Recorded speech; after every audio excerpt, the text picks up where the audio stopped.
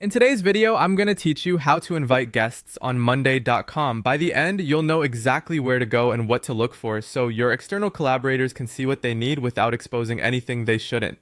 We'll keep it simple and clear, focusing on getting the permission level right from the start.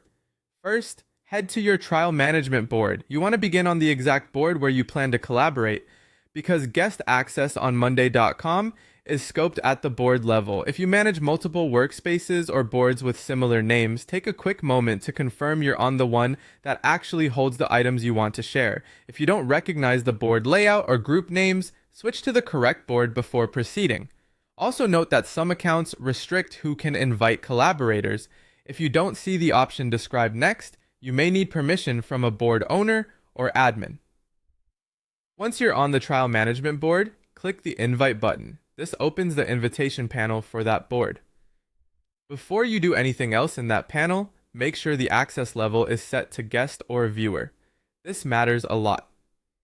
Guests are typically external collaborators who only need access to specific boards you share with them. They can often participate in a limited way, depending on settings for that board. Viewers, on the other hand, are read only. They can see the board and follow along, but they can't change items, columns, or updates. Choosing between these two ensures you're granting the least privileged access that still lets people do their work. If your goal is to let someone keep an eye on progress without making edits, choose viewer. If they need to leave input, respond to updates, or interact lightly with items while remaining restricted to this board, choose guest. Look for any role selector, label, or icon that clearly indicates guest or viewer, and verify it before you proceed. This quick check prevents accidental over-permissioning, which can lead to confusion or unwanted edits. A couple of practical tips as you finalize this.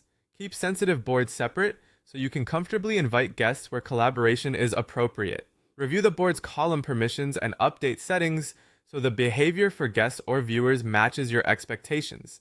And if you don't see guest or viewer options, your plan or admin settings may limit roles. In that case, coordinate with your administrator to align access with your policies. That's it.